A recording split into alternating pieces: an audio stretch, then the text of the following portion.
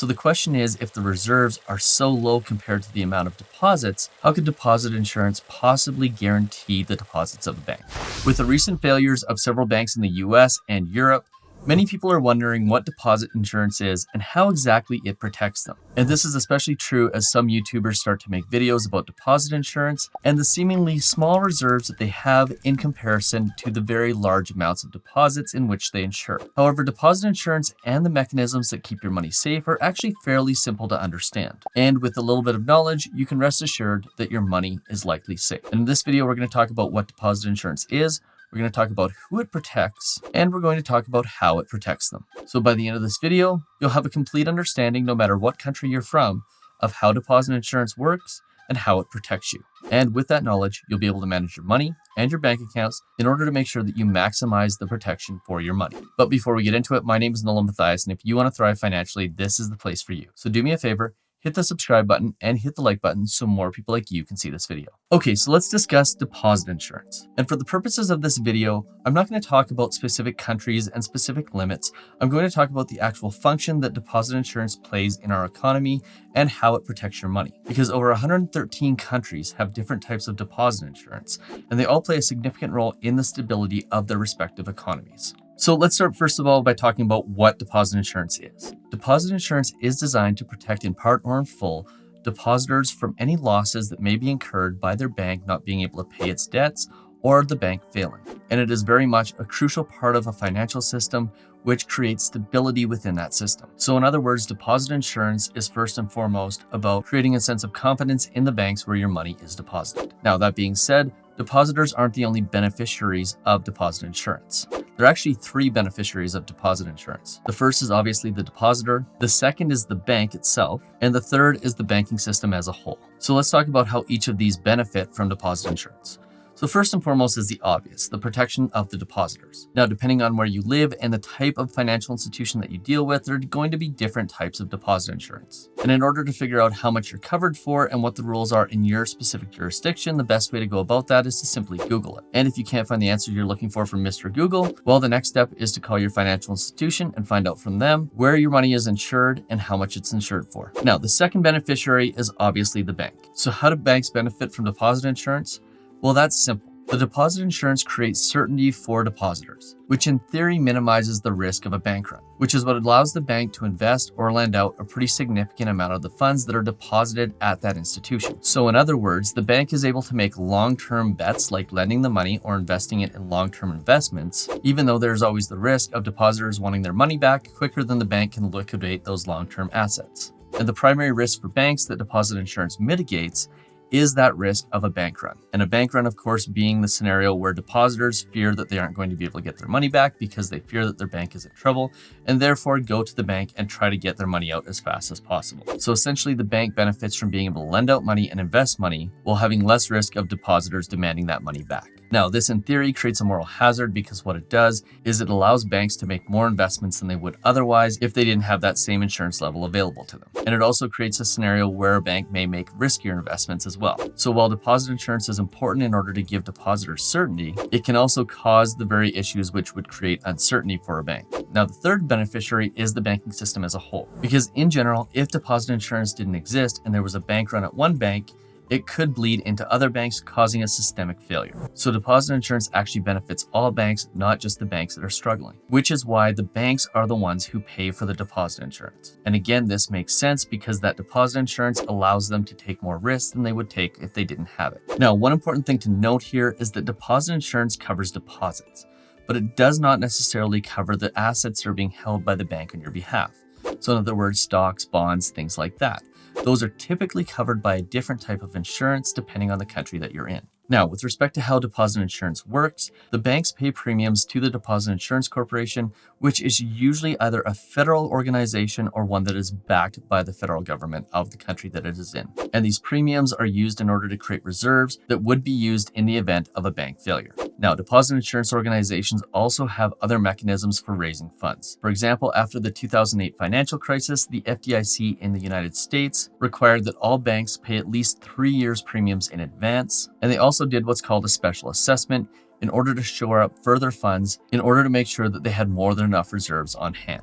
And quite often, deposit insurance corporations will raise more funds at times when there's more risk in the economy. So in other words, when there's an imminent threat of a recession. Now, on top of that, banks will pay premiums based on the size of the deposits that they hold and also based on the risk associated with that particular bank. So a bank that takes on more risk will generally pay higher premiums. Now, those premiums are then put into reserves. And depending on the country and the amount of risk associated with the banking system in that country, deposit insurance corporations may have higher required reserves. So for example, in the United States, the FDIC is legally required to have 1.35% of all deposits in reserve. Now in Canada, the Canadian Deposit Insurance Corporation carries just under 1% of all deposits in reserve. So the question is, if the reserves are so low compared to the amount of deposits, how could deposit insurance possibly guarantee the deposits of a bank? Well, there's two answers to that. The first and the very simple one is that deposit insurance corporations are often backed by the federal governments. Now, this isn't always true, and it isn't always true that they are federal organizations. For example, in Germany, the Deposit Insurance Organization is not a federal organization. However, it is backed by the federal government. But in places like Canada and the US, these are very much federal organizations. And in the event that there wasn't enough reserves in order to pay the depositors back, the federal government would, of course, step in. And in addition to that, in some countries, the deposit insurance corporations are closely tied to the central banks. Now, what's important to note here is that the backing of the government isn't the primary mechanism for paying back depositors if a bank fails. No, the primary mechanism is actually a slightly more complicated answer. Deposit insurance is actually designed to be a bridge for when depositors want their money back faster than a bank can liquidate its assets. So in other words, deposit insurance organizations never really expect to have to pay back the depositors all of their money because they know that if a bank finds itself in a liquidity crisis and in a situation where it is failing, that they are simply going to take over that bank and then either sell it to another bank or liquidate the assets. And once one of those two things has been completed, in all likelihood, there will be enough money there to pay back the depositors. It's just a matter of how long it will take in order to make those sales happen. Now, in many of the most recent bank failures, whether it was in the US or Canada or in Europe, most of the time the depositors are made whole, even in excess of the insurance limits that are put in place. And the reason for that is quite simply because banks tend to have a lot of assets. And even though they may not be able to pay back depositors as fast as depositors would like to have their money back, there are usually more than enough assets that can be sold in order to eventually make up all of the money that was on deposit at that organization. And that's where a deposit insurance company steps in. They take over that organization and they're simply bridging the gap so that depositors can get their money back and the assets of the bank can be liquidated in order to make those depositors whole. And this is why deposit insurers also tend to carry large lines of credit with the central bank or the federal governments of the countries which they belong to. And even in a worst case scenario, it's very rare that depositors don't get at least 50 cents on the dollar back after all the assets of a bank have been liquidated. Now, in addition to the government backing and the ability to sell assets or sell the bank as a whole, deposit insurers are really designed to protect smaller banks or riskier banks. Because in the event of a major bank in a country collapsing, quite often the government's going to step in and protect them.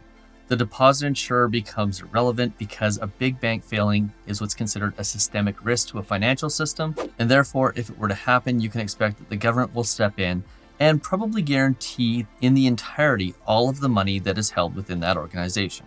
So deposit insurance is really designed to protect the smaller banks and create a level playing field.